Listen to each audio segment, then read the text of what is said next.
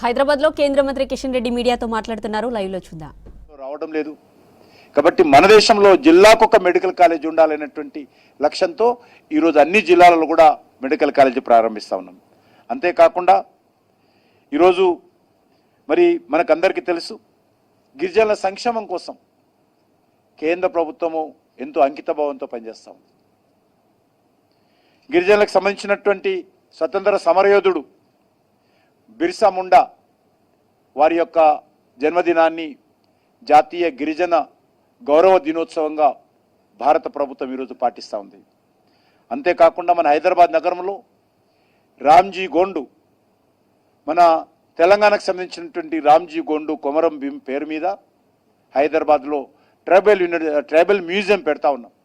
దాని ప్రారంభోత్సవం భూమి పూజ నేనే చేశాను. ఈ సంవత్సరం ఎండింగ్లో హ్యాబిట్స్లో ఈ యొక్క ట్రైబల్ మ్యూజియం కూడా ప్రారంభం కాబోతుందనే విషయాన్ని నేను ఈ సందర్భంగా మనవిస్తున్నాను. దేశంలో ముఖ్యంగా తెలంగాణలో గిరిజనుల యొక్క ప్రాధాన్యతను దృష్టిలో పెట్టుకొని నరేంద్ర మోడీ గారి ప్రభుత్వము ఆ యొక్క మ్యూజియం ఏర్పాటు చేస్తున్నది. దానికి సంబంధించినటువంటి పనులు వేగవంతంగా జరుగుతూ ఉన్న విషయాన్ని ఈ సందర్భంగా మనవిస్తున్నాను. అంతేకాకుండా మరి ఈరోజు గిరిజనులకు సంబంధించినటువంటి స్వాతంత్రం వచ్చి ఇన్ని సంవత్సరాలు సుమారు 78 సంవత్సరాలు అవుతున్నప్పుడు కూడా ఇంకా ఏజెన్సీ ఏరియాలు వెనుకబడి ఉన్నాయి. కాబట్టి భారతీయ జనతా పార్టీ అంత్యోదయ అనేటువంటి ఆలోచన విధమవుతున్నదో ఎక్కడైతే వెనుకబడిన ప్రాంతం ఉందో, ఎక్కడైతే నిర్లక్ష్యానికి గురికబడినటువంటి వ్యక్తులు ఉన్నారో, ఎక్కడైతే వెనుకబడినటువంటి వ్యక్తులు ఉన్నారో వాళ్ళను ముందు టార్గెట్ చేసుకొని అక్కడి నుంచే మన అభివృద్ధి మొదలు పెట్టాలి అనేటువంటి లక్ష్యంతో ఈరోజు అంత్యోదయ పథకంలో భాగంగా గిరిజనులకు సంబంధించినటువంటి ఏజెన్సీ ఏరియాలను లక్ష్యంగా పెట్టుకొని ప్రధానమంత్రి జన్మన్ యోజన అనేటువంటి కార్యక్రమం సుమారు 24,000 కోట్ల రూపాయలతోటి ఈ యొక్క గిరిజన ప్రాంతాల అభివృద్ధి కోసం పనిచేస్తూ ఉన్నాం.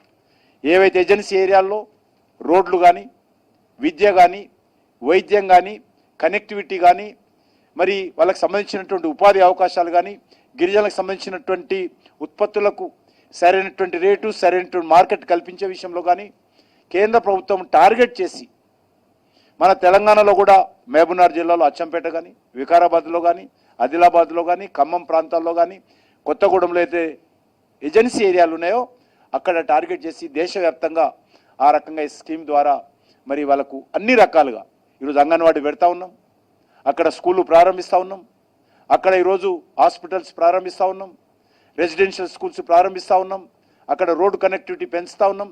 ఆ రకంగా ఫస్ట్ ఫేజ్లో 24,000 కోట్ల రూపాయలు కేటాయించి ఈరోజు గిరిజన ప్రాంతాల్లో పిఎం జన్మన్ యోజన కింద పనులు మొదలుపెట్టామనే విషయాన్ని ఈ సందర్భంగా మనవేస్తున్నాను.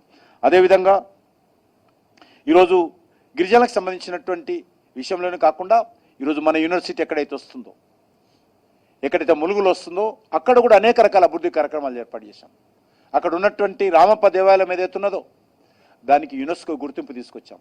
ఈ 2 రాష్ట్రాలలో, తెలుగు రాష్ట్రాల్లో ఇంతవరకు ఏ ఒక్క కట్టడానికి, ఏ ఒక్క మరి ఈ యొక్క మన నాణ్యమైనటువంటి కట్టడాలు ఉన్నటువంటి ప్రాంతాలు ఉన్నప్పటికీ కూడా మన తెలుగు రాష్ట్రాల్లో ఇంతవరకు యునెస్కో గుర్తింపు పొందినటువంటి ఒక్కటి కూడా లేదు. నరేంద్ర మోడీ గారి ప్రభుత్వం తెలుగు రాష్ట్రాల్లో మొట్టమొదటిగా ఈరోజు రామప్ప దేవాలయానికి యునెస్కో గుర్తింపు రావడంలో ఎంతో కృషి చేశామో. సంతోషం ఏంటంటే నేను మరి మన యొక్క కల్చర్ మినిస్టర్గా ఉన్నప్పుడే ఆ గుర్తింపు రావడంలో నాది కూడా కొంత పాత్ర ఉంది. కాబట్టి నేను ఎంతో సంతోషపడతాను.